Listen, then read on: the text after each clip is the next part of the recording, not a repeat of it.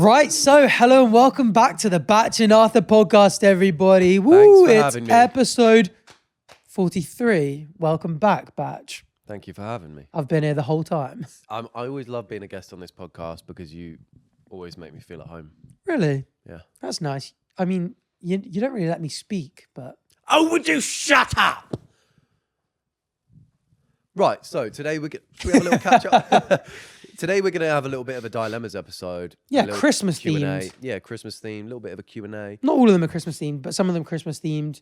But it's going to be a nice little... Because we've got a lot of guest episodes where the focus is on the guests. We do. It's nice to do the splits and just like... It's nice to do the splits while you still can. So if you can, just do it.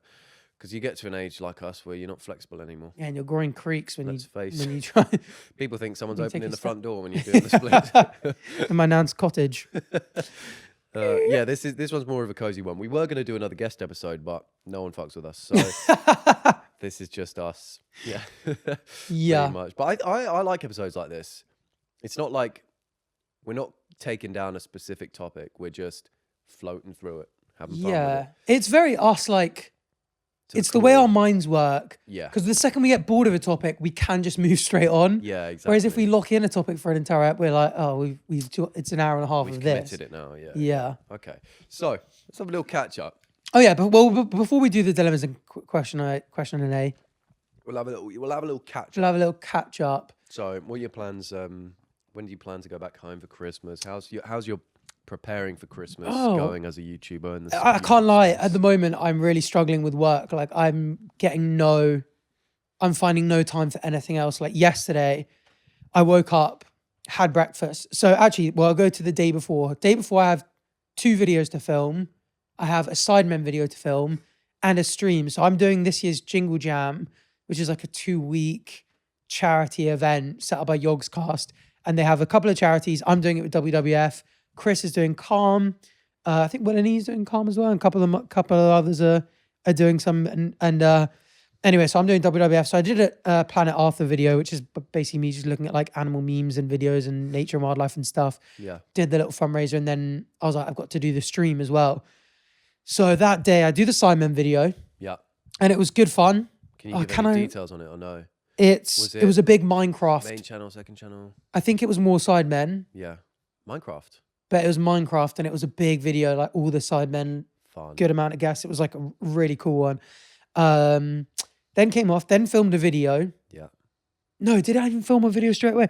I went straight into setting up for a stream. Yeah. Stream, did like Planet Zoo, did an animal quiz on BuzzFeed, did a little Q&A chatting, did a bunch of things to like try and raise some money. It was quite good actually. When I put up the YouTube video, it got like maybe I'd say about $1,000 from YouTube audience, which is quite cool. Nice, yeah. And I said once it hit $1,000, I'd match it. So I Nice. dropped to a second, so it got up to 2. And then on stream, it went up to 3.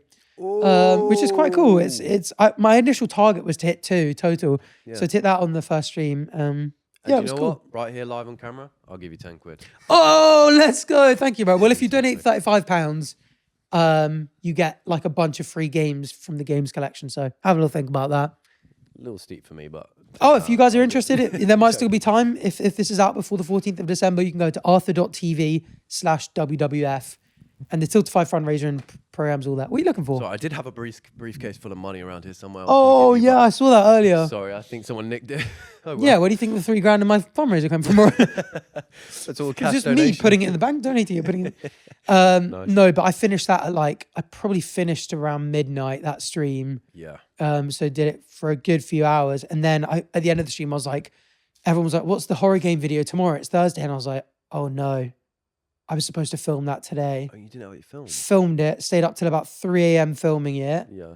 Went to bed, woke up early the next day, edited it. And because I export in 4K, there kept being editing errors. And I was genuinely exporting after I'd edited it, did it all myself because I'm like, it's so busy with the Christmas period. I was like, I'll just edit the gaming video myself. Don't have to worry about it. And it just took so long. Yeah.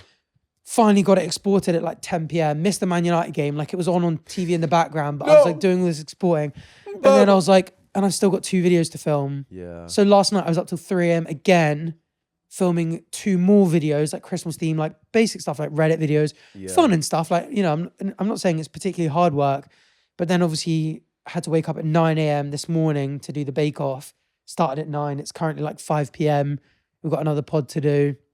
And so like, you know, having worked in a law firm, like I'm used to like crazy hours and working on the grind. And this is obviously, as far as work goes, it's pretty enjoyable work, you know, playing games on stream and stuff. But I can feel it taking its toll on me a bit mentally and physically.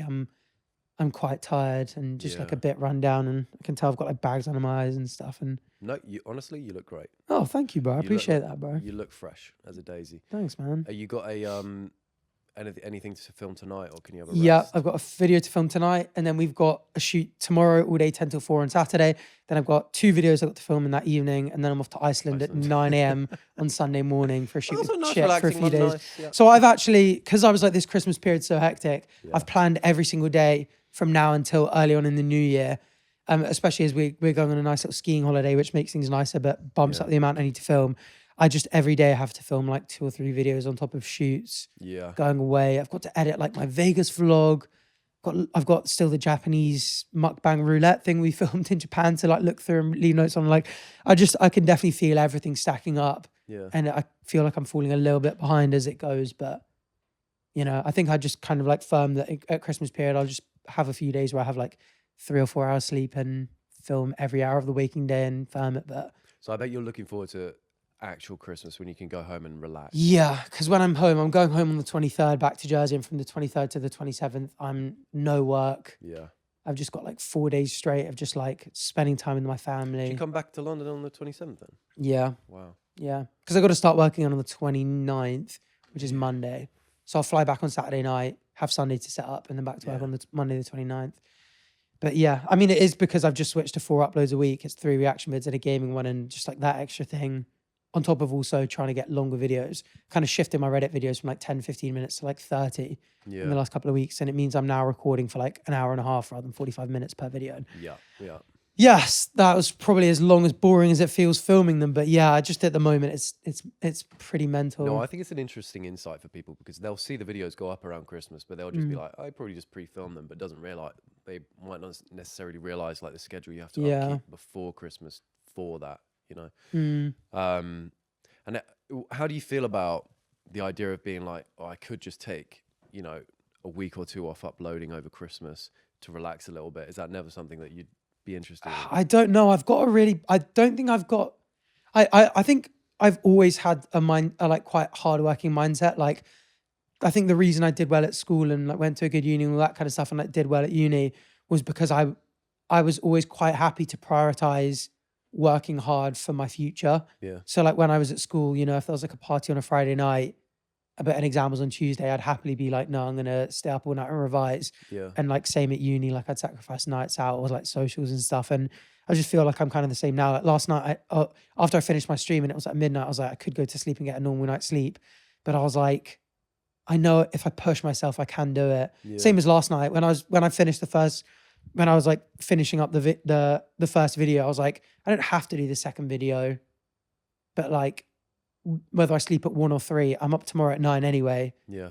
Like, okay, if I feel a bit more tired, but I get to stick to my schedule. So given I've given myself a schedule, I'm just like, fuck it. I'm just going to completely send it. Why not? And you know you'll be happy in the long run, like future Arthur will thank you. Yeah. He'll And like, come back. I enjoy it. Like I've loved doing the pod today, loved the bake off, loved doing this, found the like Reddit vids and the gaming vids all really fun to do. Yeah. So it's not like I'm sitting there like, you know, like I think back to some of the jobs I've had where I've been like freezing cold doing it or, you know, uncomfortable and I'm just like, I hate it. I can't wait to go home.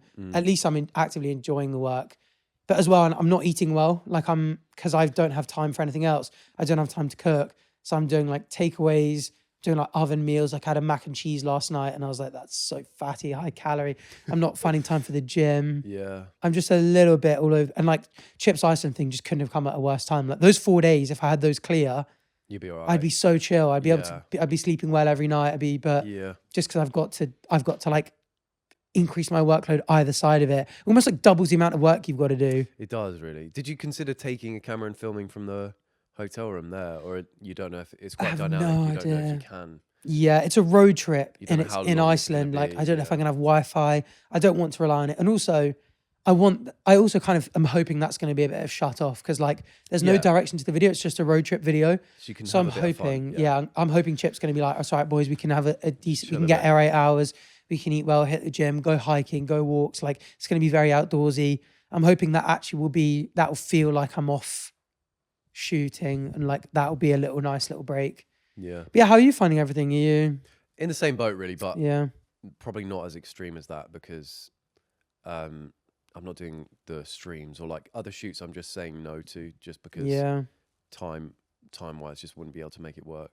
I did consider whether like just to take a camera back home when I do go home for Christmas, and then you don't have to do any pre-filming. You can just do it there. But I was like, I know I'd regret it at the time. I'd rather just work now, work a bit harder, stay up a bit later, and know that when I'm back, I don't have to touch a camera and I could just chill. So yeah, it's just a lot of prep. But we'll get it done. This annoyingly, Christmas is the best time to upload because everyone is watching YouTube around Christmas because everyone's off school. And a little insight, you get paid more as well. And I only do this to get filthy sinking rich. No, I'm joking. But everyone is watching YouTube around Christmas. You can find a whole new audience, and so it is really important to keep the uploads going. Yeah, for sure. Otherwise, you feel like you missed out on something. And if I were to like say, I take a week break, 2 weeks break, I won't upload. After Christmas, I'll be like, I really wish I just locked in and filmed before that. Yeah. So I was prepared for it, but it is what it is. Yeah, exactly. It is what it is. I feel like we're in a lucky spot. So like having a couple of weeks where we're grinding a bit harder. Oh yeah, for sure. Like, it's hard to complain too much, but But yeah, I mean, like now, especially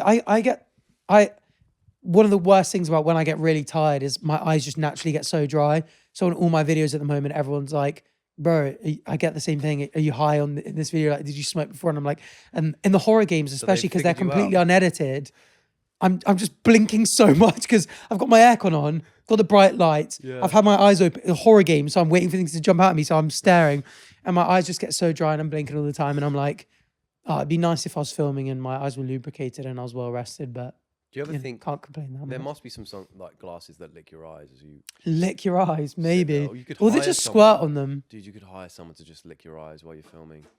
Yeah, just do that. Maybe I'll make it part of my horror game routine to be like, oh, that was so scary and gross to look at. I need eye bleach. I need eye drops and reset my eyesight. And it's literally just eye drops. Oh, it's like a bit, and I'm like, oh, thank God. That feels so much better. But it's hectic. But hopefully, there's going to be a bunch of cool content, and there's a lot of weird content coming out on my channel this month as well. Because like, there's those sort of like stranded in nowhere. There's the quiz that we're doing tomorrow.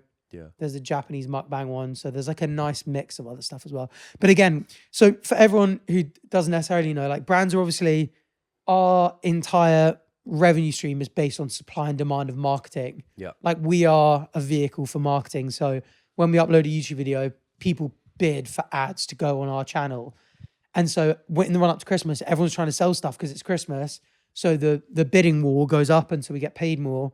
The second Christmas is over, it flatlines. So January, that's why quite a lot of YouTubers don't work in January because they're like, what's the point? You get paid a fraction. A lot of people not uploading in January, But that does mean that you kind of want to get the videos as many out as possible, as early as possible. Like I'm really worried that I'm going to have one of these massive videos and it's not going to be done until like the 22nd of December.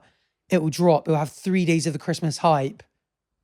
And then it's January CPM and no one's that interested in Christmas. Because actually the video from last year, the Christmas Olympics video, I uploaded it on like the 2nd of January or something. Yeah, I remember. So I changed it to Winter Olympics because it was Christmas themed, so people didn't really watch it.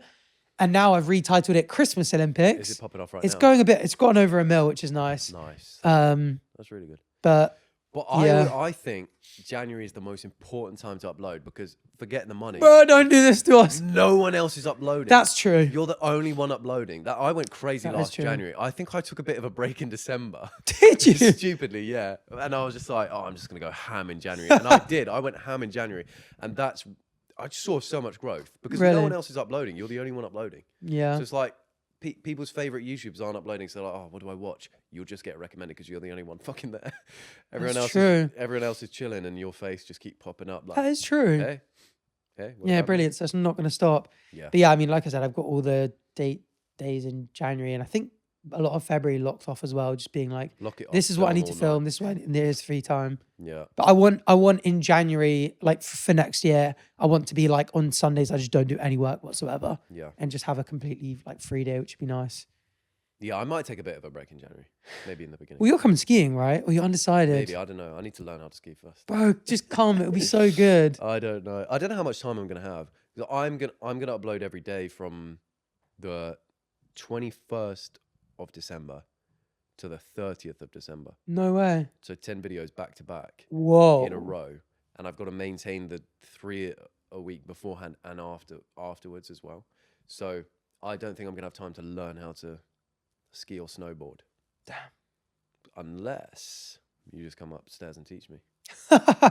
Maybe. Well, we Right? can do wee skiing, and I think that transfers enough.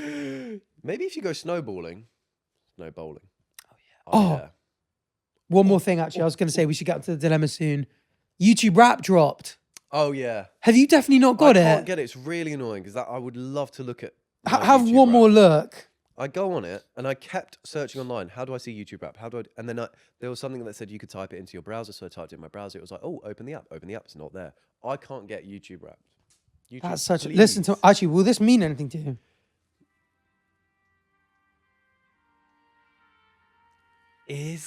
Oh my god! It's the dinosaur video. What? Wow. No, it's RuneScape music. Don't worry, it's copyright free. It's RuneScape 3 music because I listen to a lot of the RuneScape music isn't on Spotify, so I listen on YouTube Music when I'm at my desk. I pull up music.youtube.com and just listen to my playlist on repeat. Right. And yeah, I see. Interesting. but yeah, do you want to hear? Can you guess what my? Have you seen my top interest? Did you see my story? It's chess. Do you know? I saw your story. It's chess. And I Okay, can't top remember the rest. 5 top interests. Can you guess? Chess. It's my entire personality. Strategy games. Chess strategy is number 1.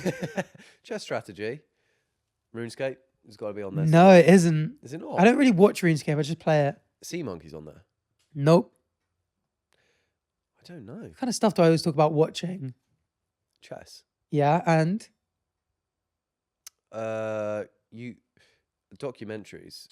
that's very close. I had a hot girl summer where I watched a lot of animal documentaries, but it's Okay. debates on religion is number 2. Oh, debates. Yes. Number 3 is football highlights. Number 4 is Oh. Formula 1 highlights. Oh. And number 5 is philosophical discussions.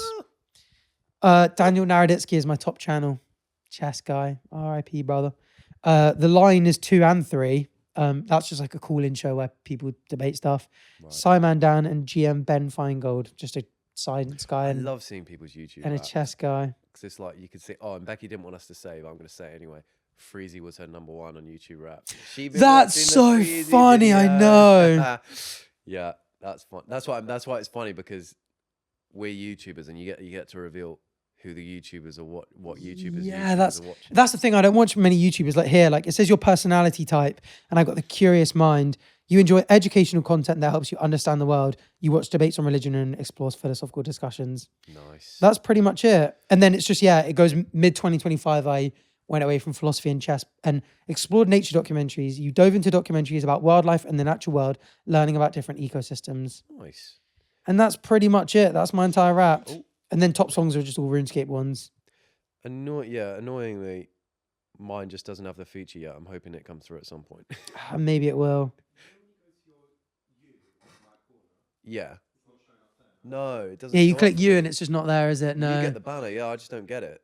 And it also says that on YouTube Studio you can see a YouTube Wrapped of your year as a YouTuber. Oh. I don't have that either. Well, I won't do mine to that because I feel like we've spoken just be enough stats, about our yeah. YouTube careers anyway. But I can take part in a Spotify Wrapped. Mine, however, will be Apple Music Rewind. Oh my No, goodness. Apple Music Replay. Sorry, there's a different word for it. Go on, hit it. Okay, so you want to hear my top albums? Go Number on. 1, The Very Best of Jazz. Nice. Number 2, Hamilton. Number 3, Medieval Tavern. Oh. Number 4, AM, Arctic Monkeys. Number 5, Urban Hymns by The Verve. 6 is definitely Maybe by Oasis. And then 7, you got Are you that. getting 7? I've only got 5. All right, I'll leave it there. Okay. My What about top you? songs are I Am the Changer by Cotton Jones, Fade Into You by Mazzy Star, Angela Lumineers, Deslocado by Napa, and Amsterdam by Gregory Alan Isakov, who I spoke about with But yeah, and then my artists are all pretty much the same as last year. My top. Oh, yeah, actually, hang on. That was. You got anything else?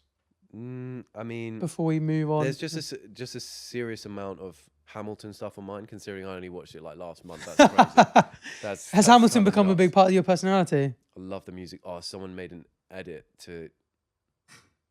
What's it called? Is it called? Oh my god. Anyway, made an edit to a Hamilton song, and I freaking loved it. I showed Liv. She was like, "This has gone too far. This has simply gone too far." Damn. What's it called? Oh, you know what? An edit inspired me to watch a movie. What was it? Wait for it. That's what inspired me to watch Hamilton, was an edit, because there was an edit to Non-Stop, and I was like, damn. It's like, Hamilton wrote the other 51. I was like, oh, okay, that's cool. I got the same. I got a it's a king, and he's not on it yet. Wait, let me see if Timothy I can find Chalamet? it. No, it's called Kingdom of Heaven, and it's got like Liam Neeson, Orlando Bloom. It's got Professor R.J. Lupin from Harry Potter. The werewolf. In yeah. Come on, spit it out. What is it? Spit it out, mate. Honestly. Oh no, it's going to be copyrighted, but it's King Baldwin, and it's Oh, that was huge. The edits about King Baldwin. him. Yeah, because he was like a 13-year-old boy with the leper king. The Leper King, yeah. Yeah. It was a whole thing. What did he do with his hands? He was like that or something. Yeah, he goes like that. That was Yeah, a huge something trend like on TikTok not long ago when people were doing that. So I've been seeing the edits, and now Golden Brown Slowed. The song has become really background for popular. People have dropped new edits, and it's kind of like it's theological. It's a lot of interactions between Christians and Muslims, and it's like mid-Crusades, and they're in Jerusalem, and it's all really interesting. I'm watching it with my meals, so like when I'm sitting down at like lunch or dinner, I'll watch like 10 minutes of the movie. So I think I've watched it like 5 times, and I've got through like 40, 50 minutes in, but really good so far. But it's like a really highly rated movie. What's it called again? Kingdom of Heaven. I'm surprised I've never heard of it before. After those edits, people went and watched that film, because that wasn't a super popular film, but afterwards, yeah, I think that was crazy. Well, it worked on me. And it's Edward Norton who's the Leper King, and he just in the edits he looks like he plays it really well. He's not come up yet. There's like a story of you haven't seen him yet. No. There's a story of like, I don't know, he was outnumbered by like thousands in the army, and he was like 14-year-old. I'm probably getting all the details wrong, which is really bad to be telling a story on a podcast. Get all the details wrong. Basically, completely outnumbered. He's a child, and he won the battle. Damn. And he was just simply a goat. Boss. And in the movie, apparently, because I've seen him in the edits as well, he's playing chess. Apparently no historical evidence that he actually liked chess, which is a bit of a shame. Oh, that's a bummer for you. But yeah. God damn it. But no, really cool. I'll update you guys on how I think that one goes. I love films like that where it's about historical, yeah. An actual person who lived, and they were freaking epic. Or even if it's just like kind of mythology about history, like Troy. I never watched that one. Oh, really? With Brad Pitt in his prime, you should watch it. It's really cool. Watch that. He's so hot. Anyway. What? No, it's one of those. There's a bit. Oh, I can't remember whether I quoted it to it before, but he basically goes to kill this giant guy. I think it was a while ago I watched it. I think he's Achilles. Troy is. No, I think Brad Pitt. Who does Brad Pitt play in? What's this movie called? Troy. Brad. Well, it's Once Upon a Time in Hollywood. Brad. Paris, the Prince of Troy. Who? Yeah, okay. Brad Pitt does play Achilles. And anyway, he goes to fight this giant guy. And Brad Pitt's on this horse, and this kid goes, "Are you going to fight this man?" And Brad Pitt kind of goes, "Yeah." And he goes, "He's a giant. I wouldn't want to fight him." And Brad Pitt goes, "And that's why no one will remember your name," and gallops off. It's so cold. Okay, now I want to watch that. It's really sick. On my to-do list. You should watch it, bro. You'll become. I think you become obsessed Troy. with it. I love it when there's a main character and he's either like an absolute grinder, works really hard and gets somewhere, or like just rises up through ranks. Or like, I love a real rags to riches story. It's a really, really cool story. Oh, and cool. Like first scene in that scene before he wakes up, he wakes up and he's next to like 2 naked ladies, and just sort of like disgusting. Oh, I won't be watching it. No, Vile. He's the goat. That's disgusting. And he literally wakes up, and I think he might have slept with them.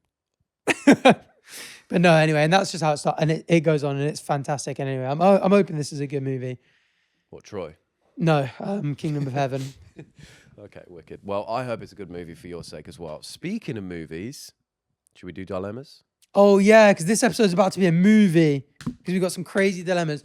So I've got a bunch of dilemmas that I've been selected. Like Jabba's given me some, and I've chosen some, and you've got the same. And Jabba's given me some. Do you want to hit first? Because I feel like I was. Yeah, I'll take a free hit. So this one is about. The title is "Poor Old Hamster." Right. No, don't laugh. Reminding me of my dead hamster around Christmas time is So- a bit crazy, but fine. I had to write it all here so I could fit it in. But anyway, you guys probably will think this is a boring. So I'm really bad at reading. This is not how it's written. Think I'm a boring. Oh no, it's fine. It's in Italian. I had to write it all here so I could fit it all in. But anyway, you guys will probably think this is boring, but I'm still guilty to this day. Oh no. Oh no. Poor old hamster. Have you read you're this yet? guilty. No. Raw. I'm going in raw. Back when I was a 12, hamster, bro? I got given a hamster second-hand. Second-hand hamster. Because they couldn't look after it properly. Oh. So it wasn't meant to be really vicious, but it wasn't me. Hang on.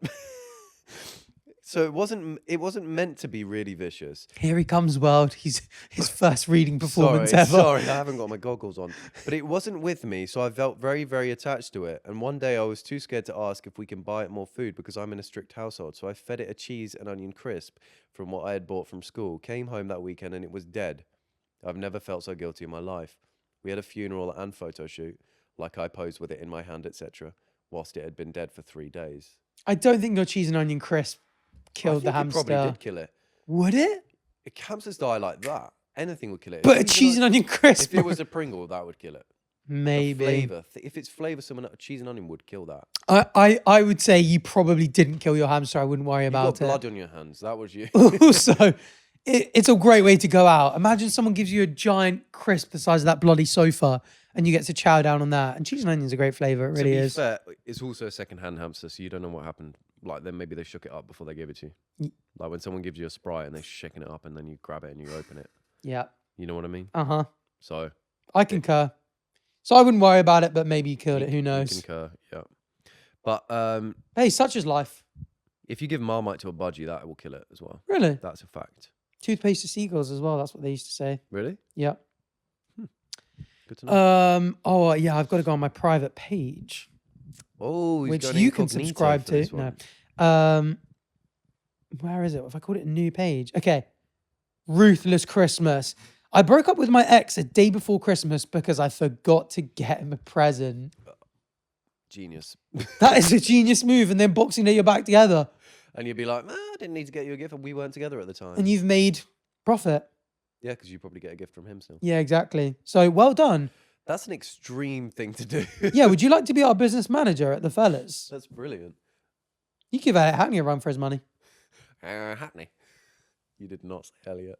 Elliot. Oh my God. Yes, You I did, said- bro. You called him Egg Hackney right there. That was a short one, so I'm going to hit you with another one. One way to be put on the naughty list. Wink. Go on. My mum told me my brother was getting an Xbox for Christmas, so I switched the tag so it was mine. And they just got it. Did you ever get given... Wow. Growing up, there was one time when, one Christmas, my brother got the new Xbox, the 360, and I got the Nintendo Wii. And all my boys would come home from school and play on Modern Warfare 2 together, and I would be nowhere to be seen. Rough one. Was it younger brother? Younger brother. So I ended up just using it a lot, but I had to go to his room and be like, bro, can I hop on the Xbox? And he'd be like, no, I'm playing. He's like, And I'm like, oh. Did you guys have a list or "Oh." did he put that on his list and got it? I don't think we ever wrote lists, you know. I think we just told our parents and they It's just just bought us shit. potluck. You should have said you wanted a 360, dude. Yeah. I feel like Nintendo Wii is such a family game as well. Like you have to have your brother to be able to play it anyway. And then your brother, do you know what I mean? Yeah. Also, there's not that much replayability. You play the Wii for a little bit, it's fun, and then you're kind of done. Xbox, you can play forever. And then your brother's on the Xbox. You're like, oh, bro, please come play with me on my Wii. I've got an Yeah. Xbox, bro. Fuck off. So- And you're like, so- no, please, please.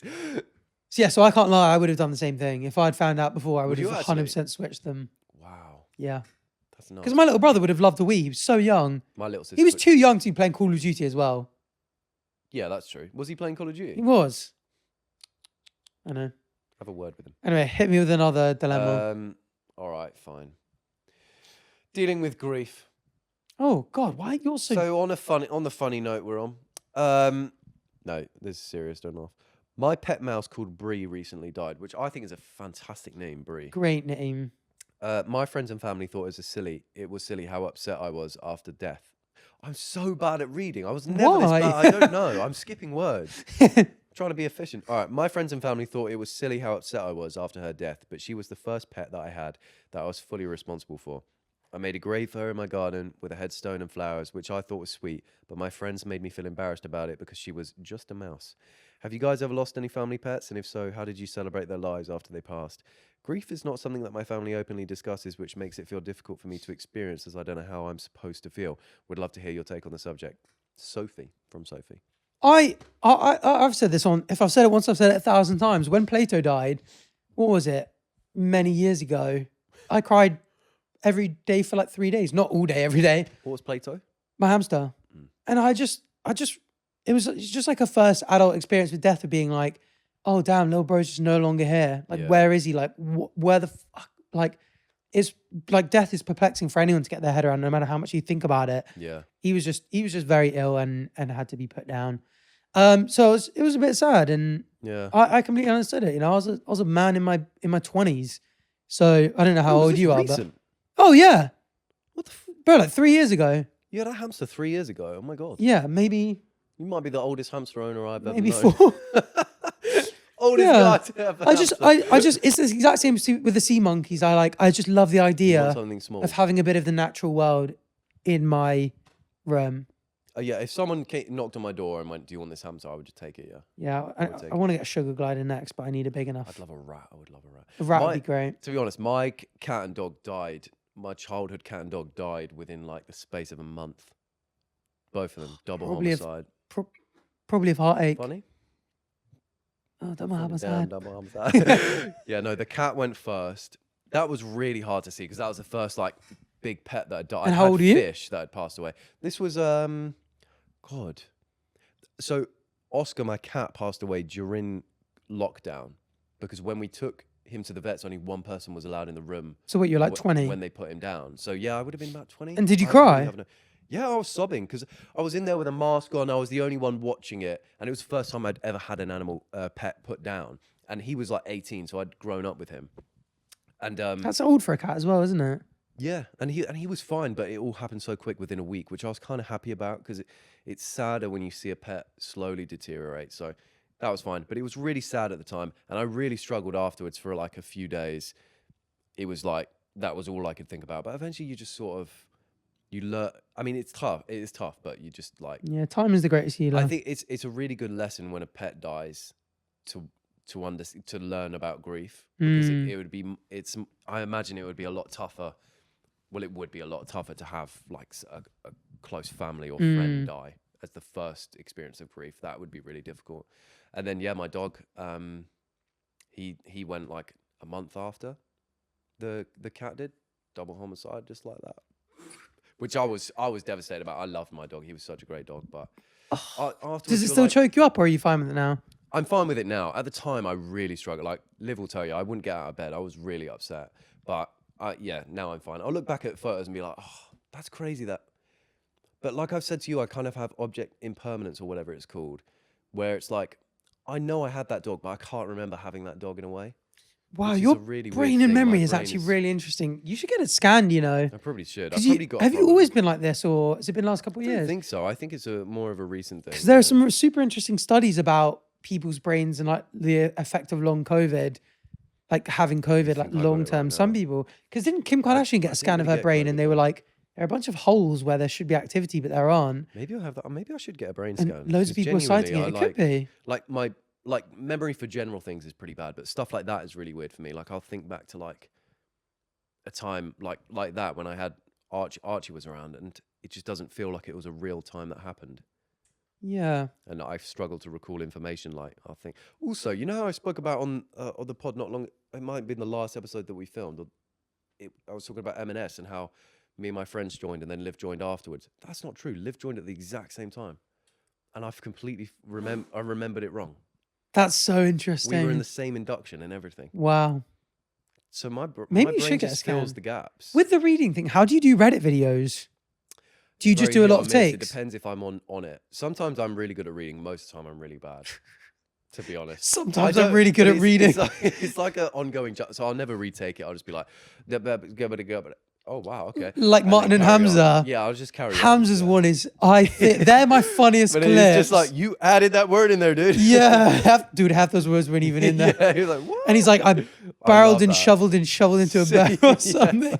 That's so funny. They're When someone in calls there. You out in the moment. Yeah. But I see it's so easily done. You must have it when you're reading Reddit things and you're like, you've been reading for an hour and Yeah. you're going quickly and you're thinking of like, oh, what do I say? What do I add commentary wise to this? It messes you up a bit. It's not like you're just reading something in your head. Yeah. And you want to be quick different. because you don't want to like, You want to if it's a long post, you don't want to bore people. Yeah, so Yeah. so I'm not great at reading as well, pretty much.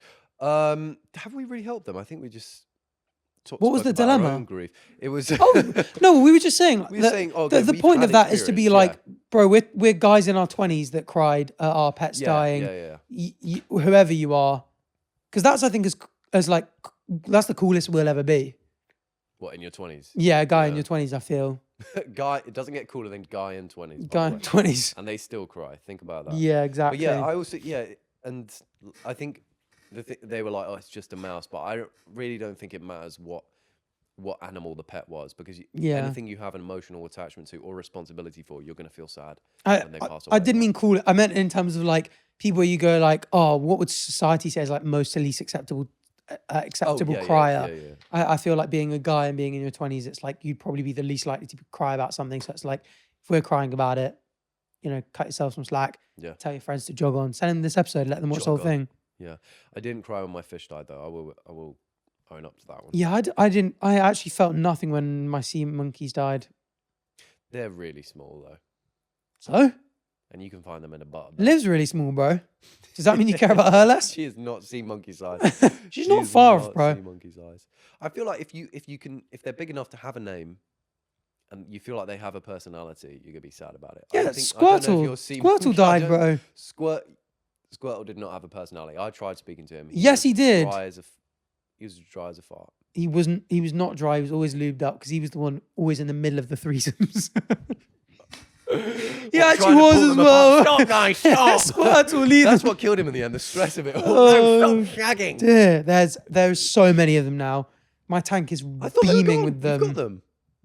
I thought they were all gone. They were. I thought they were pretty much all died out. There were like one or two and like a pregnant lady, because I think there was an ammonia boom. Oh.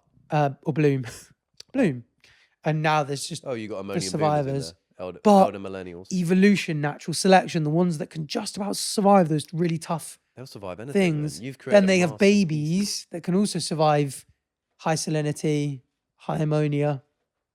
Create some super shrimp. Shrimp. No, All right, let me pull up another one for you. Make it deep, please. Do you actually want to go? Do you want to go a little bit deep? No, I'm joking. It's just a joke about how you would say something lighthearted and then I'd hit you with dealing with Earthquakes everywhere. I would love to hear you guys speak. I would love to hear you guys speak on earthquakes and tectonic shifts. There's so many happening right now. Russia, the Pacific Plate, etc. Anything you guys speak on would be lovely. So, I did some research. According to the British Geological Survey, so far this year, there have been 6 magnitude 7+ earthquakes in keeping with the annual rate. Their conclusion is that the rate of large earthquakes is not abnormally high. Also, the US Geological Survey states the number of earthquakes located globally, of any, how many do you think there are globally per year? Oh, thousands. Uh-huh. Thank you. 20,000. 20,000. 55 earthquakes are detected per day. Wow. Oh, wait, there was one 4 kilometers from Camfirth, magnitude 3.4. Wait, when was this? I felt that. No, you didn't. No, maybe I didn't. On Maybe Wednesday? Maybe it was the wind, but I was stood up at my desk ready to film, and then the monitor started shaking. I was like, that's so weird. I don't feel any rumbles. It felt like I was in an earthquake. Moved, came back, it rumbled again. Realised it was my fat ass walking around. Was that whole thing a joke? No, actually, seriously though, I had to turn that into a joke because I realised it wasn't that interesting, but my monitor rumbled. What time was it? It was at let me think. I was filming around 7 p.m. Does that work out? What time was the earthquake? It was at 25 past 11. That's what I said. Yeah. Maybe I felt an early tremor before it happened. I got the pre-com. No, I actually think what it transpired to be was the wind on the building against the wall, which my desk is against. I think it was that. Right. No, but this is one of those things where, like, you can sometimes catch yourself suffering from confirmation bias, because the second you're like, I've heard of there's been a lot of earthquakes this year, haven't there? Next time it's in the story, You see it. you'll see it. Take It's note. another one. It's another one. Bang, bang. It's actually the same amount, but because you're seeing them a lot, and it's like was it you that did the one on the podcast where it's like, find something red in this room? Yeah, because I saw that podcast, but And they then did you it in a close- serious. Yeah. Like, so look around the room. Look around the room. I want you to look at everything red in this room. Look around. Close your eyes. Tell me something that's green. You can't because you were looking for the red things. Yeah, exactly. There you go. Boom. And so if you look for the good in yourself, you'll find it. And if you look for a bit of shit on the floor outside in London when you're walking around, you'll probably find some. Yeah, that was Batch, by the way. He squatted. That was me. Oh, you did that. I thought that was the minion for a second. That really scared me. Yeah, I thought it was. I will also say I saw this video on Twitter and it had way too many likes. It was people at the top of a mountain, like cracking open a rock and finding seashells in there. And they were like, this is proof of a massive global flood. And there was a surprising lack of people that were in the replies to that being like, how do you think mountains work and all this kind of stuff? And obviously, plate tectonics, they smash together. They're at the bottom of the ocean. The tectonic plates smash. They push together. Like if you push your fingers together, they form a little mountain. Boom. All the shells that were at the bottom of the ocean are still in the same place, but they've been pushed thousands of meters in the sky. And that's on Jar. Yeah, that's true. But I couldn't believe how many people on... Do you ever just see something lot on the of internet people- and you're just like, how do you not know this? Like, Yeah, I studied geography pre-GCSE and I knew that. what I don't get is I can understand how people might have just not been paying attention when those things were being taught, or maybe not taught those things. I don't get them commenting as if they know about it straight, to be like, oh, there must have been a global flood then. Because then someone sees that and they're like, there's been a global flood and that's why and that's how misinformation spreads. When you could just see that and be like, I'm going to ask Google why that is, rather than dropping a comment like, oh, there's a mega earthquake flood that happened in 2000 BC. It always happens. You always find these like weird Facebook posts with the caption like, you know, they've wanted you to believe this for ages, and it's just like something simple like, you know, giant humans don't exist. And there's like a really bad AI generated like giant skeleton, and they're like, you know, they lived among us and all this kind of stuff. That is true. There's a surprising number of dinosaur deniers on the rise at the moment. I was going through the Natural History Museum with Liv, and she was like, but how do they know they were real? And I was like, please don't do this. Please, no. She was like, yeah, but that can't be real, can it? It's good to question things, but you got to want to find the answer. Yeah. And yeah, I mean, you get That's true. farmers that randomly dig up dinosaur fossils all the That's time. fun, yeah. Because there was someone on like it was like a Jubilee dating show, and he was like, no, because I actually looked like, you know, all the dinosaurs that you see in museums, they're all plastic casts. The real dinosaur bones are like, there's like 5 of them and they're buried under vaults and hidden from the masses. And it's like, okay, a lot of the things that you see in museums are casts, but you can go into like any museum and there's just rooms filled with dinosaur fossils. Yeah. And I mean, most of them, like at the Natural History Museum, it will usually say like, this part is real, this bit's been added on to show you what the rest of it would look like. So they usually tell you what's real, what's not. There's actually there's a really great series going on YouTube at the moment by a lady called Gutsick Gibbon. That's her YouTube channel name. Gutsick Gibbon. And have you heard of the final experiment for flat Earth? No. Have I spoken about this? It's like, basically, you know, on a flat Earth, they have the North Pole in the center, and Antarctica is a big ice ring around the outside. Yeah. So with their model, Which is true. they think that the sun is local, like really close by, like, and just like not very far away at all. And they think that it circles above Earth. But because of that model, if you picture it, you couldn't possibly have the entire outer ring be lit up from the sun, but the North Pole in the center be dark.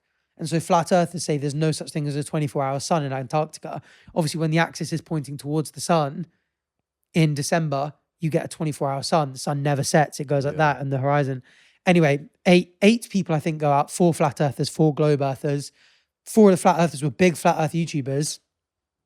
And the flat earth big YouTubers, one of them's called like Witsit, one of them's called Jaren. They're no longer flat earthers. And they actually were like, shit, it's true. We're witnessing the 24-hour sun. This doesn't work on a flat earth model. It works on a globe. Maybe it's a globe. I think Jeranism's not going like, it's definitely a globe, but he's going like, I'm no longer going, I'm a flat earther. Super interesting. Really cool to see people change their mind. A lot of people in the flat earth community left the flat earth community because of it. Wow. But the people that really dug in their heels currently are saying, you went to a studio in Peru. We don't believe it. We think it was LEDs. And they live streamed it for 24 hours. Yeah. They have multiple GoPros, all this kind of stuff. And they're just like, they're in total denial. They think it was completely fake. Once that you've they're committed your shills. whole life to one thing, you've kind of just got to be like, oh, I'm going to die on that hill. But it's cool because the people that were flat earth YouTubers are now their mind. getting more views, going like, flat earth's a bunch of nonsense. Wow. The earth is clearly a globe. I've seen the 24-hour sun. Wow. All this kind of stuff. And anyway, so the guy that put that together was a globe earther called Will Duffy. Yeah. But he's a young earth creationist. So he believes that the earth is like 6,000 to 10,000 years old. Right. And basically after the flat earth experiment, a lot of the science communicators kind of pushed him away a bit and were like, what flat earth is in physics is what young earth creationism is in biology and a bit of physics, I guess, because of radiometric dating and like geology and all this kind of stuff. And he's kind of been like, shit, maybe what I criticize the flat earthers for doing, I'm doing with young earth creationism. And he's gone to this lady who teaches evolution, like studies evolutionary biology. I think it's in particular human biology and anthropology and stuff. Yeah. She's now doing these courses, teaching him live once a month for 2 hours straight, human evolution, age of the earth and stuff like this. Yeah. And so you're watching this guy who's a creationist who firmly believes the earth is like 6,000 years old, learn in real time a bunch of stuff. And he's going about it in a great way. He's like, even if I don't change my mind, I'd like to at least know what the arguments for evolution are. Yeah. Because I don't know, I know you don't spend that much time looking at them if ever, but when you see a lot of, especially in like People's Park? Speaker's Corner in Hyde Park or whatever, when you get the religious people saying that they don't believe in evolution, they never have any idea what they're talking about when it comes to evolution. They're like, oh, why are there still monkeys if we evolved from monkeys? Like basic stuff. Yeah. And I think it'd be really cool if loads of people, if you're listening and you're like, you know, whatever you believe, if you're like, I at least want to understand what the arguments are and what the evidence is, go watch it because it's super interesting, especially given their like complete clashing. How have we gotten to that? Where's that come from? I actually couldn't tell you. How the hell have I brought that up? What was the That's last such thing? a weird... it was to do with the earthquakes. Oh, of course. Okay, that makes sense. Yeah. I was thinking for a second it was about Brie, the mouse that had passed away, and I thought No. that's an incredible tangent from you, Yeah. but not quite. But anyway, that's pretty much it. There's a lot of people online that believe a lot of crazy things, but if you look into it, the evidence is there, and it's very compelling. Interesting. Yeah. I'm still super interesting. I'm still on the. What? Didn't I just say interesting? Maybe, yeah. What did I say? I don't know. You mumbled. Now you got me questioning. Where Okay. is the love? Do you have another one that you want to get off your chest? Yeah, I've got a really good one. This one's from Instagram stories. So Batch and I put up an Instagram story. If you're not following Instagram, go check it out, Batch and Arthur. This one's from Mart and a bunch of letters. Actually, I don't know if I should fully dox them anyway. Why did Christmas lose the magical feeling it used to have? It's just age. Do you think? It's just as soon as you've figured out. I think it's just as soon as you know that certain things about Christmas. I just realised I can't really talk about it. Yeah, it's just the magic just disappears when you get older. Yeah, I think when my younger siblings were born, so like our older siblings kind of grew out of the magic of Christmas, and then my younger siblings were born again, having them wake up on Christmas morning and be like, oh my God, Santa's been, I can't wait to sleep the night before and all this kind of stuff. And it brings it back, I think. Once you know, you get to a certain age, you see Santa come every year. Once you know Santa's coming, Yeah. it's not as exciting anymore. But your parents probably aren't going to have any more kids. No, I keep telling them to. So it's going to be, either when your siblings have kids or when you and Liv have kids, that you'll be like, oh, it kind of is back. Oh, we're so back. We're so We're back. so back. But then I do think you can get magic around Christmas in other I don't know. I think there was something about knowing that you've like the lead up to Christmas, you're in school, you're watching Christmas movies, you're not really doing much work, talking about Yeah, Christmas life's with your such friends, a DOS, isn't it? and then you get home, you're playing video games with friends, nothing to worry about, genuinely nothing. No exams or anything really coming up. No exams, no schoolwork to worry about, no homework. You don't have to worry about work in any sense. It's literally just do nothing all day except for what you want to do. Christmas comes around, you get presents, Santa's come, you're with family. It's like everything is good. Like there's no bad part about it when you're that age and you've not got work or anything. And then, yeah, that just doesn't exist anymore. Yeah. And also, do you ever see those TikToks where it's like, oh, I miss this aesthetic of Christmas? And it's the old naff Christmas with the Christmas lights, like VHS movies. But it's just all the stuff you do at Christmas. There's so much nostalgia around it. Because if you were to do that now, it wouldn't feel the same. No. It's just the nostalgia of it all. I think that's why I love Christmas music and Christmas movies so much. Like when I watch Muppets Christmas Carol, I'm as happy as I ever was as a kid at Christmas. Really? Yeah. Wow. Yeah. I just watched Christmas with the Cranks for the first time. Have you seen that? No. It's good, actually. Watched the first Christmas film of the season yesterday. Not yesterday, day before. Nice. Well, It's 5th of pretty December, it's fine. You think that's fine? It's time. I need to watch my first one, Well, actually. I did 5th of November. That's Usually fucked. I do 5th of November. Elf is a bang. It's a great film, Elf for isn't me it? is the one that would make me feel Christmassy. But do you know what I want to watch? I haven't watched, and I don't know if I've ever watched the one about the train. The Polar Express. Yeah, You've never watched I it. probably have, but It's never weird, stuck in my mind. it's weird, uncanny valley type movie. Unk Valley, Unk Valley. Unk Chop Valley. A Really? lot of Tom Hanks as well. He plays like 9 characters. What? Yeah. Well, it's Oh. animated, you know. So he does the voices. Oh, He like voices the train guy and the ghost and like the driver. Simpsons. Like the Simpsons, yeah. And Albin and Chuck Monks and stuff. Yeah. And Simus and all that. Have you got any more or are you done with I have got more. go on. Do you want to hear them? Go Be on. honest. Okay. So this is a short and sweet one, funny and happy, lovely and sweet.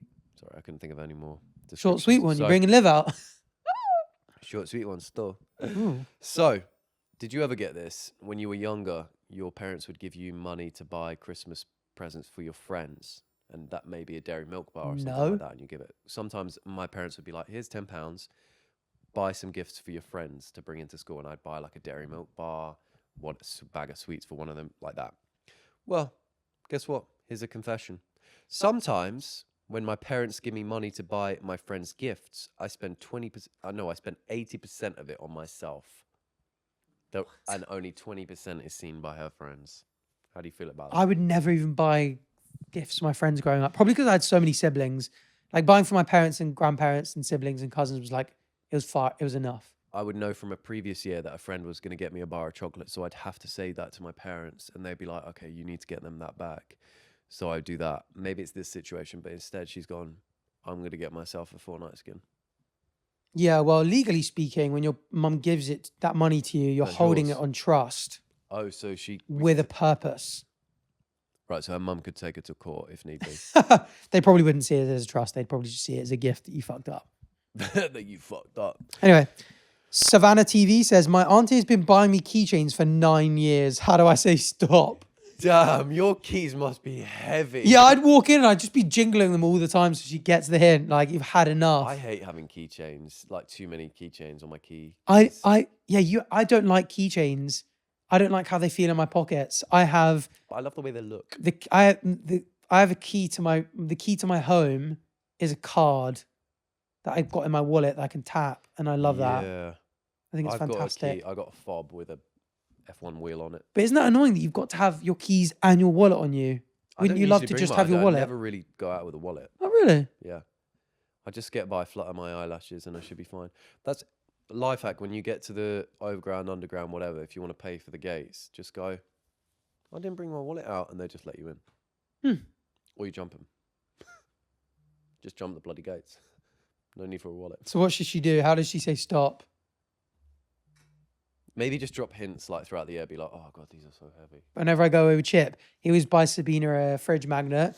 And I can just imagine her at home just like putting another one on the fridge, it being like full to the brim and being like, bro, please buy me literally anything else. Yeah. I do like keychains. Yeah, but fridge magnets are a bit more useful than a keychain. You can stack a lot more, and that was just a joke. I'm sure she really appreciates them. No, but I'm just saying as in like, keychain might not be the best option. Keychain is an interesting thing to go for every year. I bet it's one of those things where the auntie's just like, also, I don't think you should care because like, she's going to give you something equivalent to a keychain, which isn't, you're probably not going to like it anyway. At this point, you just take it and go, thank you. That's very thoughtful. Yeah. And the aunt's finally found something where she's like, right, Christmas sorted. This works. I'm going to get them keychain. She loves it.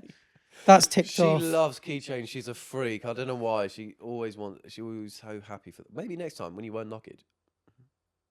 Maybe next time when you unwrap it, just go, rubbish.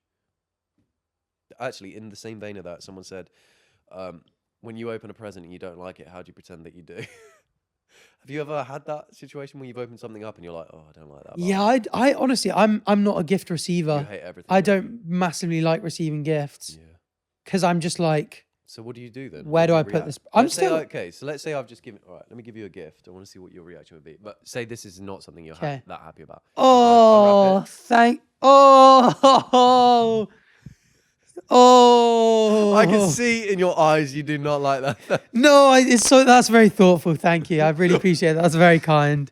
Well, that's very kind of you. I really appreciate the fact that you thought of me and bought me that. Thank you, bro. Do you like it then? I love how much thought you put into that, bro. Seriously. You hate it, because I can tell that you thought, I can tell, I like, yeah, thank you, bro.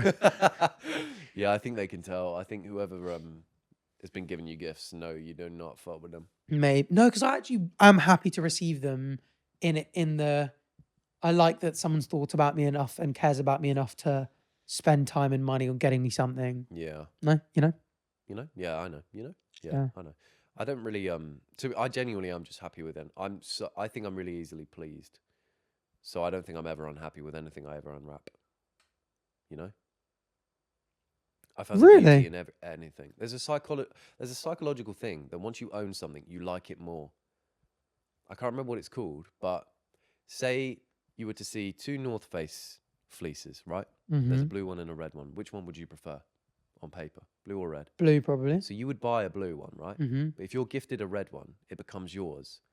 Psychologically, there's something that makes you like that almost more than the blue one. That's so weird. See, I would be like, oh, that blue one's way nicer. This is really a bit of something about, and I've had it before where maybe I get sent something and I'm like, oh, I kind of prefer the other color that's on the website. But then after having it and wearing it a bit, I'm like, oh, I really like this because this is mine. That's your object permanence kicking in and being like, it's here. I don't know. No, I think it's more likely that you're normal and I'm not with that. It's something about it being in your possession that you're like, I like it because it's mine. I've got a few things actually that I own. I can't remember what they are. And I've thought about that before. And I'm like, I can't remember anything I own. And I was like, this isn't even the best version of what it is, but I love this more than it because I own it. Just a little interesting fact for you guys. Just gobble down on that this Christmas. Do you want me to take you with quite a deep one? Yeah. Because I've got one more. Yeah, just hit me with both of them because I don't have anything left really. Oh, really? So I've got a social dilemma and an interesting policy thing. So I've got one, okay. This is a bit of a classic. Awkward. So basically, one of my best friends was in a 6-year relationship and they broke up around January and her ex-boyfriend got into a new relationship. Last week, she went and had sex with him multiple times and the girl doesn't know yet. We aren't really talking to her anymore, but she keeps trying to be our friend. I don't know what to do. What should I do? Well, I mean, you're not friends with her. What do you think you should do? Yeah. She's not really your friend and she slept with her ex who's in a relationship. I don't know if you've had... I feel like this is a bit of a canon event to have one of your friends in a long-term relationship break up and then just keep going back to them and you're like, bruh, stop doing that. Stop being that cookie. But if she's not really your friend, I mean, poor current girlfriend of that guy who doesn't know she's getting cheated on.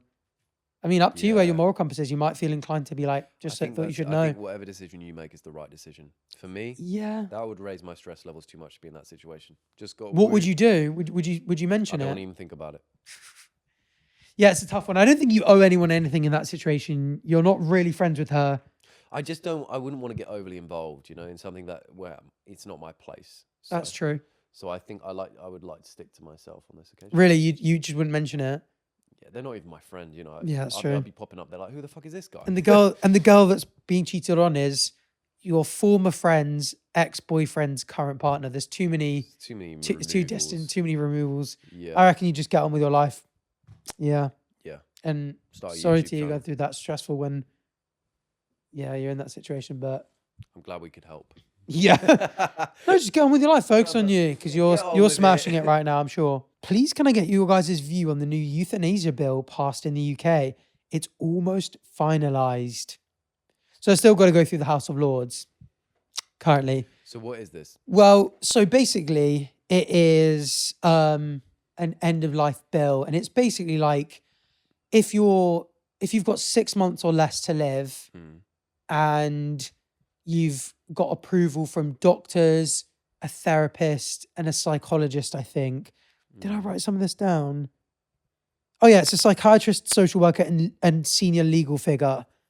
You can terminate your life early. You can't advertise it. You can't raise the option of assisted dying to anyone under the age of 18. All the professionals involved have to do it voluntarily.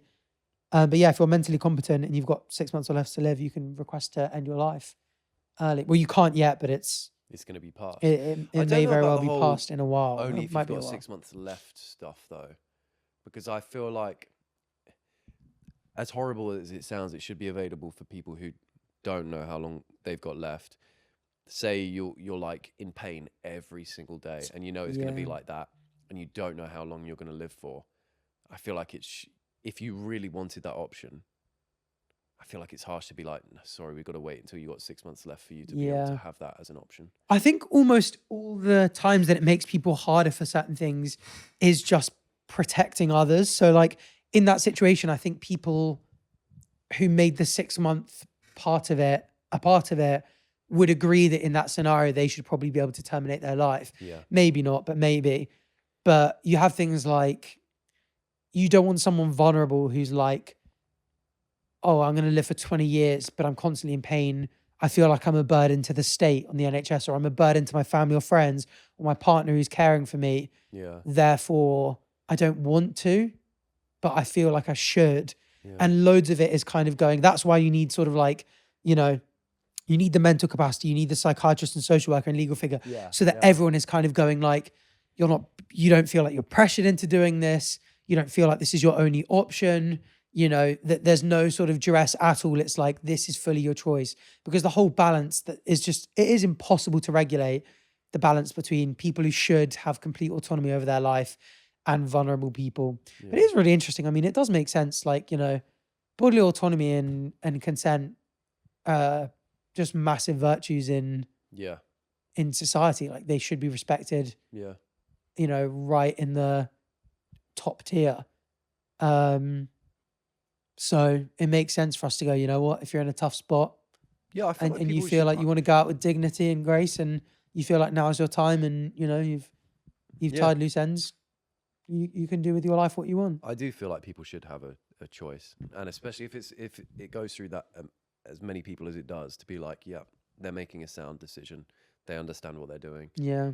I feel like it's fair. I always thought, it's just another choice at the end of the day. Yeah, but people are just worried about it slipping into like, someone who's got a really expensive medical bill monthly, and they've got just being like, having the state ushering them in and going like, come on now, like, Right. you're draining the taxpayer $100,000 a week at the moment on your treatment. Yeah. You should probably think about this. And then they're like, oh fuck, or just like anything like that. Yeah. Really, it's a tough one to balance, but overall I agree. But loads of people say like, if your dog is really suffering, you put down your dog. You make the decision for you it, can be like, bro, like you're suffering. I'll put you down because it's good, like it's what's best for you. But you can't do it if it's your nan. Yeah. Interesting, great question, and It's interesting. it'll be really interesting to see. I mean, there's thankfully a lot of time before anything will be finalized for them to have so many safeguards in place that hopefully it catches the majority, if not all, of cases where you're like, oh, this is actually maybe a more difficult, less obvious decision, but yeah, interesting, because people always used to speak about having to go to Switzerland or Yeah, parts the of Switzerland thing was Australia huge, yeah. to get euthanized, and it's kind of like Australia, I didn't you know they did almost it, so- see them. Well, we see them at least. I think the majority of people as advanced. Like, how are they allowed to? Yeah, yeah, that's true. Whereas I guess a small section of people will be like, that's demonic and evil, Yeah, and yeah. I can't Yeah, believe there's we're always allowing going to it be to a group of spread. people who are like that, yeah. But I think unless you're in a situation where that would even be on the cards for you, you're never going to fully understand why someone would make that decision. Oh anyway. yeah, for sure. So it's like, So you're in that situation. yeah. Not an easy one. Not an easy one. Did you say you've got any others? I don't. I'm out. I got another good one. This one came from Met the Munch. Because you're not Christian, what are your opinions on Christmas since it's a Christmas holiday?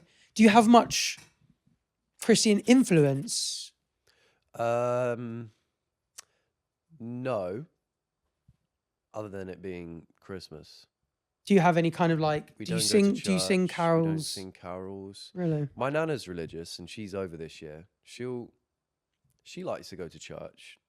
Would you go on with her? Would you be? Christmas, But the church around us is not really great for that. No, I personally wouldn't go, fair. to be honest. I love the spirit of Christmas. Like I've done a midnight mass a couple of times as an adult, and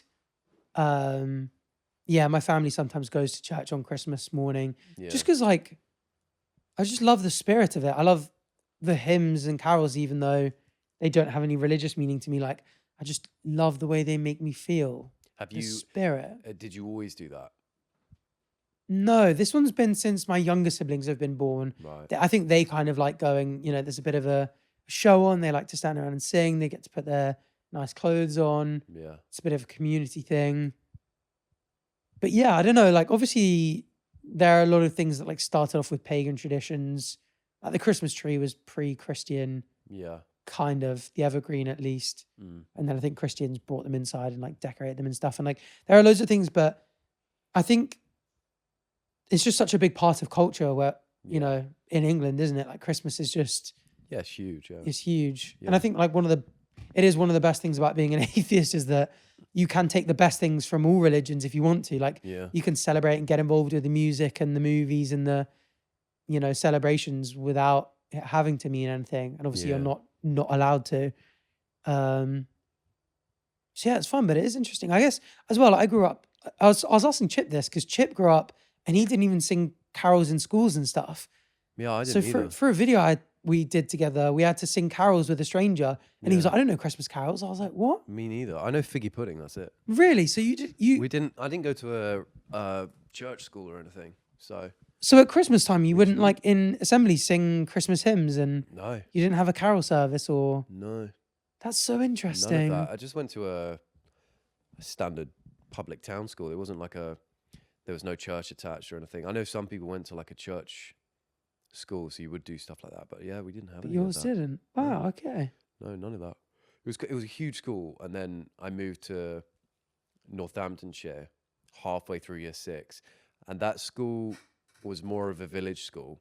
Well, it was a village school, but again, it wasn't religious in any sense. It probably would have been more the type to have sung things, but it didn't. If Yeah. that makes sense. But yeah, my first one was huge, and it was just like a classic town school. Had like over 1,000 pupils. It was like, yeah, just nothing. Not a single song. And that's primary school I'm talking about. I think yeah, I don't know. I think that like as well, you can still like it in a sense. Like I always find when I'm there, I've always kind of felt like when I read like religious texts and stuff, it's almost like a philosophy book. Yeah. Because if you don't either have to choose between going like, I believe Jesus was real and was God, or I don't believe in him at all. You can be like, there was evidently quite an inspiring character Yeah. in that region, in that time, that did preach important philosophical concepts like the value of the poor and needy and turning the other cheek Yeah. and having humble beginnings and, self-sacrifice. Like obviously one of the main things of, I guess that's less Christmas, it's more about him being born. Yeah. But if you're going like, we're kind of celebrating Christ in a sense, you're going like, even if we don't think he was God or we're not convinced he was God, like Christianity still had a massive impact on our morality and our lifestyle and the way the way our culture has ended up, and you know, the way our society runs and stuff. So it's still cool to just be like, hey, we're still giving respect to what was by all accounts a pretty terrific person. And I guess whether or not he was God or not, I guess doesn't necessarily have to be the decider on whether you can celebrate his life and works, you know? I mean, Easter's another one where we celebrate, but doesn't have any, we don't have any Christian influence when we're celebrating that. Yeah. In my house, but still celebrate it. Still celebrating it, yeah. Yeah. I do still, I really want to come up with my own sort of like religion. Wait, do you really? Yeah.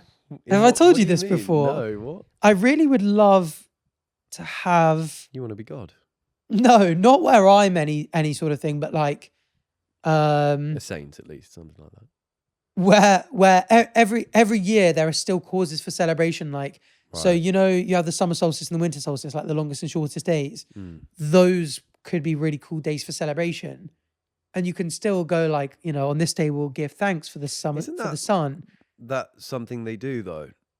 Definitely places do celebrate. Scandinavian style countries do that sort of thing, don't they? Well, I think Nordic or maybe, but it would make sense because, like, you know, they're observing it and that, you know, things are turning around, and like I think things like that. And actually, we celebrate the solstice. You do? No. I saw Charlie Cooper do a thing about he did a series on BBC about British folklore, and there is like it is quite a bit, not quite a big celebration, but it is a celebration like summer solstice and winter solstice. But it might be pagan or maybe it's Celtic or something like that, where it is like a celebration day for some people, and they dress up and they dance and go around in a circle, but they dress up as animals. Damn. Yeah. So maybe just make that big. But like loads of stuff like that, and like, you know, one of the things, there's this very famous, quite famous. You've heard of School of Life on YouTube. It's that Alain de Botton doing he covers sort of like literature and Western philosophy and Eastern philosophy, and his the video that the School of Life do on Baruch Spinoza is super interesting. And like Spinoza came up with this idea of God as being essentially just the universe, like not personal, doesn't hear your prayers, but is kind of the reason for everything, is the universe, is the cosmos type thing. Like, and he kind of died without getting that many people on board. And in the School of Life, I think is it de Botton or something? And is it Alan or Alain? I can't even know how you pronounce it. Anyway, I'm sure you recognize his voice. It is Alain de Botton. Have you seen this guy? No. He did that Chris something's podcast recently. What's his name? Chris Williamson, and was just fantastic. Or maybe had him on his.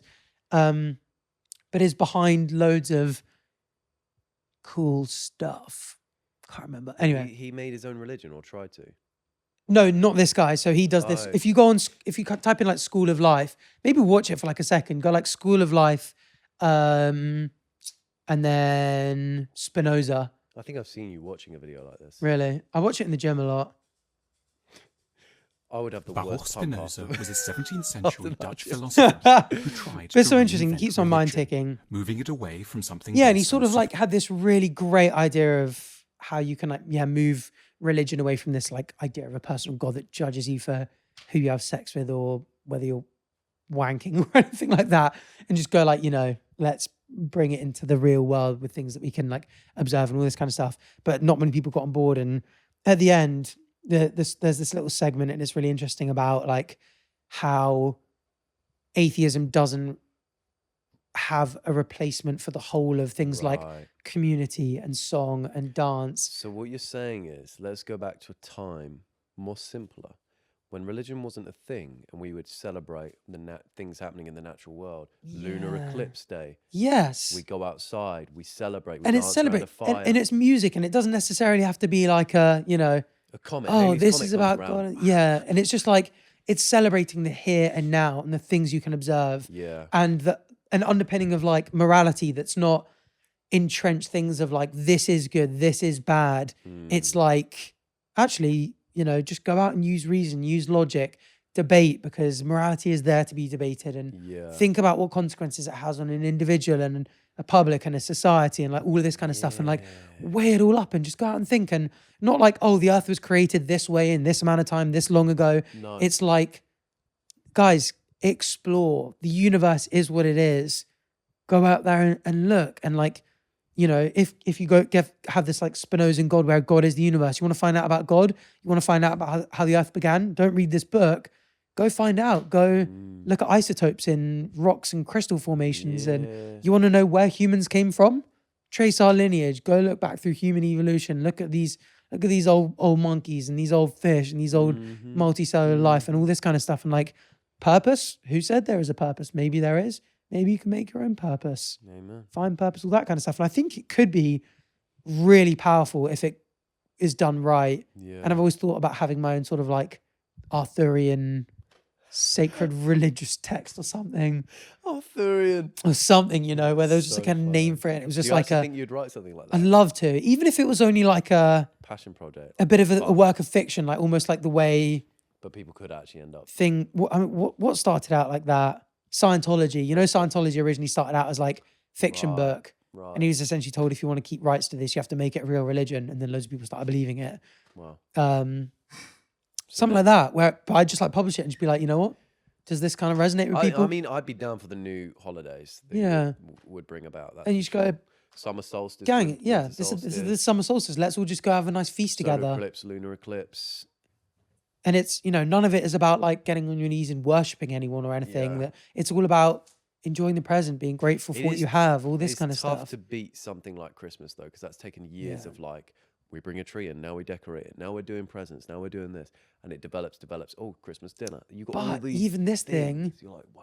with this new essentially religion, you can say there's no reason you can't keep your cultures and traditions.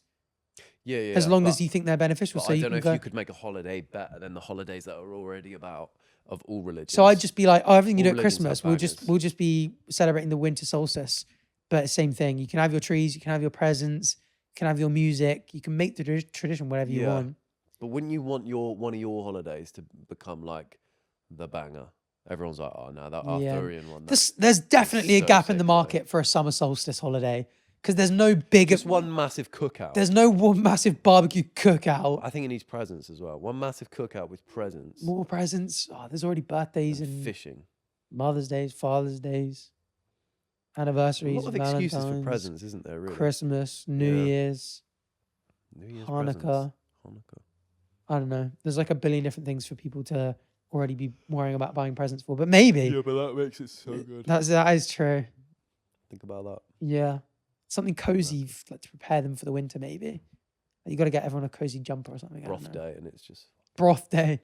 But yeah, there's a gap definitely in summer for a big Christmas type thing where you just go like banger, longest day of the year, sun's out. Let's all be grateful and just have a bloody good time. Oh, I'm writing it already in my head. Boom. And anyway, I feel like we've yapped enough. Me too. That's an exciting one to finish on. Yeah. Yeah, just in the middle of Christmas. Yeah, Christmas is good, but I think I could do it better. I'll do it better and I'll do it in summer. Yeah, and I'll forget the core messaging of Christmas as well. Make it all about reason science for and it, philosophy. just fuck it. It's just fucking good time. Is that good? Nicely Who done, knows? man. Yeah, nicely done. Anyway, This was nice. was nice. We should do this again And on sometime, that bro. note- oh, would you shut up? Thanks for watching. Like, subscribe, rate us 5 stars on audio platforms. Please do those things. They actually really mean a lot to us. Comment. Leave a comment. What emoji should they drop? The sun for your new holiday. The sun. Your new holiday. The sun, the Father, the Son, and the Holy Spirit, and the sun, the thing in the sky. Sun. It's all coming together. Shit, you're right. Wow. Electric. Thanks for watching, guys. Merry Christmas. Bye. See you on the next one. Bye.